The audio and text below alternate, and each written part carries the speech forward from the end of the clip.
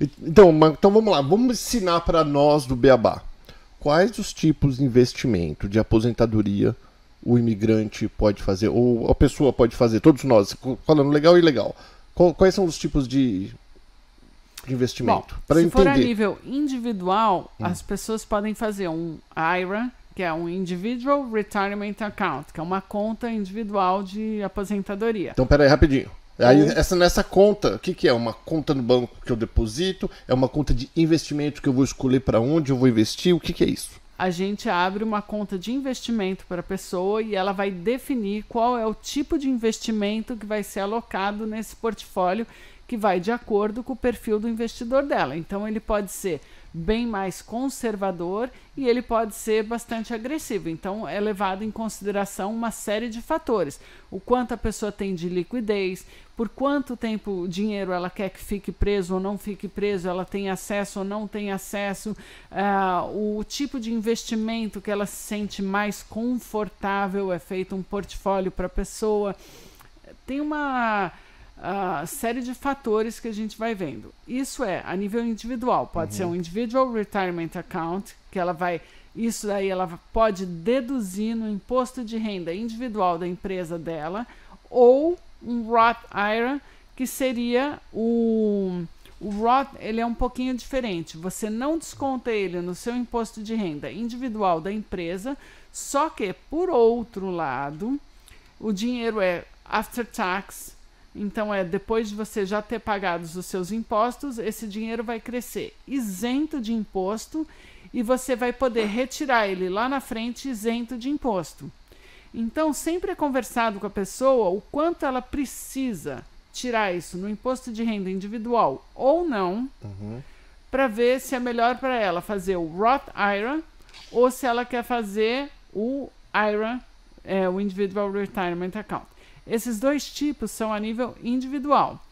Pela empresa, a pessoa também pode ter uma série de planos de aposentadoria que ela pode escolher. Aí a gama é muito maior de escolha e o que vai definir é, por exemplo, quantas pessoas trabalham com você, quantas pessoas você tem full-time, que são... Trabalho de tempo integral. Tempo integral. Quantas pessoas você quer dar benefício.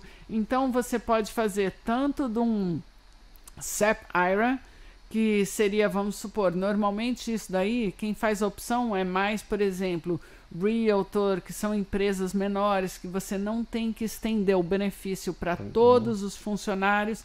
E nesse caso, por exemplo, você pode fazer até 25% do valor do seu salário, você entrar na contribuição, ou até $58 mil por ano. Então, você consegue reservar um bom valor de dinheiro para uma conta de aposentadoria, ao invés de estar pagando os impostos em cima disso. Existem outros planos de aposentadoria, cada um vai ter uma estrutura que vai ser melhor, até desde um 401k até um Simple IRA. Então, tudo vai definir. Quando a pessoa entra em contato com a gente procura ver quem são, qual o número de empregados que a empresa tem, qual o valor, o quanto a pessoa gostaria de colocar, para ver qual é o plano que se encaixa mais no planejamento da pessoa e que vai dar maior benefício. Tem a Section 162, que também é uma coisa muito boa, que é um Executive Bonus Arrangement, que a empresa pode receber isso daí, dá para um funcionário, e isso pode ser discriminatório, então você pode dar só para os donos da empresa e não é obrigado a estender para todas as pessoas, ou você pode dar para os donos da empresa e você quer dar para o gerente, pode dar um valor diferente para os gerentes, pode diferenciar. É um outro plano muito utilizado pelas pessoas e, às vezes, quando a contribuição da pessoa é muito grande, tem gente que chega a economizar, às vezes, até $100 mil em imposto. Uau. Então, são coisas que a gente tem que ir vendo para o planejamento, para poder levantar para a pessoa e fazer todos os números e ver qual é a melhor solução para cada caso. Agora você falando assim, para mim, falou, 1 milhão de coisas, muitas informações, não entendi, muito complicado, não vou fazer. Quando eu vou chegar lá, quando a pessoa simples, que trabalha e não sabe, nem quer saber desse negócio, desses nomes, eu vou falar para você, Mônica, eu quero, para você ou para alguém da tua equipe, eu sou mais conservador, eu sou mais A gente agressivo. Já vai fazendo as perguntas. Porque não preciso saber nada de investimento, né? Não precisa saber nada de investimento. Porque, na verdade, é muito complicado. Então, eu quis dar um panorama geral. A ideia principal de ficar é o seguinte. Você está pagando imposto, nós podemos ainda economizar dinheiro e você pagar menos imposto e esse dinheiro ir para você em vez de ir para o bolso do governo. Essa é a ideia principal. Por quê? Como isso vai ser feito são algumas perguntas que a gente vai fazer para a pessoa para identificar qual é o melhor plano de aposentadoria. E em relação aos investimentos, a gente vai definir um portfólio para a pessoa, para ela começar a contribuir. E o mais importante disso, e que eu acho importante as pessoas terem ideia, é que elas têm que dar o primeiro passo para você começar a contribuir. Isso não quer dizer, às vezes a pessoa pensa assim, agora ainda não estou podendo. Passa tão rápido, igual a gente falou. Sim. Se você começa com um pouquinho por mês... Isso que eu ia perguntar, tem limite mínimo? No mínimo $100 de contribuição por mês, né? Então, se você começa com um pouquinho por mês, isso daí já dá uma... Sim, depois é igual juntar dinheiro, gente. A hora que você começa a ver o crescendo, eu falo experiência própria. Aí você vai falar, putz, daí você quer colocar mais e mais e mais, que você vê que a coisa funciona. Mesmo os filhos da gente, eu falo para os meus filhos, né? Hoje, meu filho tem 25 anos, minha filha tem 26 anos.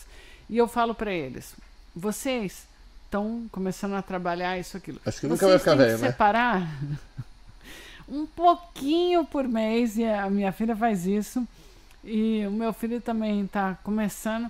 Se você separar um pouquinho por mês, sempre, o que vai acontecer? Quando você for mais velho, você vai ter uma necessidade muito menor, uma preocupação muito menor de ter uma conta, porque muitas vezes as pessoas passaram os 20, os 30, os 40, e daí vai diminuindo o tempo e a contribuição vai tendo que ficar mais robusta para a pessoa conseguir atingir o objetivo. E tem uma série de riscos aí, que é importante a gente lembrar, que um deles é a longevidade.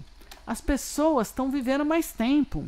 Hoje, das pessoas que têm 65 anos, 50%, isso é estatística americana, não é minha, 50% está chegando nos 90, 92.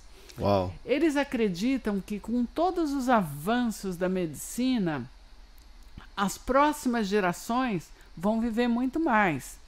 Então, se a gente pensar que quando a gente conversa com imigrantes, todo mundo fala que trabalha pra caramba, que se sacrifica isso, aquilo. Até quando a gente quer? E até quando a gente vai aguentar trabalhar nesse ritmo? A gente tem que começar a pensar nisso. E se a gente vai ser uma geração que vai viver mais tempo, provavelmente, porque assim, com todos os avanços da medicina tem acontecido, a gente tem que se preparar para isso, para ter uma velhice com dignidade. E não para, nesse momento, a gente sair com 80 anos procurando um emprego porque a gente não tem como sobreviver. Isso é muito triste. É muito triste. E eu falo até para vocês uma coisa, e muitos de vocês que estão ouvindo, independente da idade, são novos, jovens ou já da minha idade, coroa, vocês falam assim, poxa vida, mas um dinheiro para quê? Nós não fomos educados, nenhuma escola no Brasil ou Estados Unidos, pública, ensina finanças. Não ensina, nós não fomos educados para investir em nada, né? Só que quando você financiou um carro de $400 por mês, você pagou. E viveu igualzinho. Só que olha que interessante, como você é tão burro com dinheiro. Que a hora que acabou o financiamento, que sobrou aquele $400, cadê? Para onde foi? você não está pagando carro e também não tem o $400. E a mesma coisa que a Mônica falou, se você começa com pouquinho e vai pouquinho, você vai viver igual. Igual, não vai mudar nada da sua vida se você começar a fazer. E faz o teste. Pelo contrário, você vai falar assim, poxa vida, olha, já estou juntando. E você olha, já tem 1.000. Ó, a Mônica está aqui 25 anos, 26, como a mim, 25. A gente chegou ontem. Nós chegamos ontem. Não foi, Mônica? Exatamente. Passou tão rápido que você não se dá conta. Muitos de vocês estão aqui e falam, nossa, Paulo, já faz 3 anos que eu cheguei, já faz 4 anos que eu cheguei, tô aqui. O tempo voa. Se durante esses anos você tivesse colocado $100, vamos falar 100 que é o mínimo, $100, você já ia estar com um montante hoje. Só que ia acontecer, você ia começar com 100, daí ia sobrar um extra, você ia colocar, né? E quando você tivesse coroa, ou quando você ficar coroa, que todos nós, se a gente tiver sorte, a gente vai ficar velho. Se a gente não morrer antes, né? E o velho é quando a gente precisa mais, Mônica. É onde o seguro é mais caro, o remédio é mais caro, tem que vir médico muitas mais vezes. A inflação tudo vai ter crescido, então o que você vive hoje, você não vai viver em 20 anos ou 30 anos. Então tem uma série de coisas que vão acontecer e que a gente tem que ser precavido para ter um pouquinho de lado. Não é só isso, por exemplo, quando a gente se programa para ir contribuindo um pouquinho por mês, que é o que você falou, no primeiro mês, quando você compra o carro, vem aquela prestação do carro e o primeiro mês você quase cai duro que você comprou o carro. O segundo mês dá aquela dor de barriga. No terceiro mês já menor a dor de barriga, mas você ainda sente. Do quarto em diante, você já não está mais nem sentindo e você já entrou naquele ritmo e tá. Aí você parou de pagar, você não sente que aquele dinheiro sobrou na sua conta. Não sobra. E ele voa da sua conta mais rápido do que quando você pagava o carro. Então, o que acontece? Se a gente pegar isso daí e for colocando, isso serve...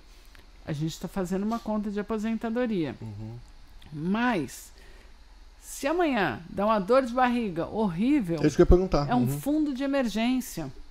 Porque quando aconteceu, por exemplo, a pandemia, o governo autorizou tirar dessas contas... Sem pagar multa. Sem você pagar multa. E mesmo que você pagasse multa... Você paga uma multa proporcional à parte que você tirou. E depende de como isso foi feito, então depende do plano que você escolheu, você não teria assim tanta multa nisso. Se for uma conta de aposentadoria que o governo colocou lá para você que abateu no imposto de renda, com certeza você vai pagar, se você retirar antes de 59,5, 60 anos, você vai pagar 10% de multa. Mas vamos supor que você tenha lá 100 mil e você precisou de $10 mil e você é uma situação assim muito urgente, você tem aqueles $10 mil, nem que você tenha que pagar 10% de multa, é um dinheiro que você tem e você tem acesso a isso.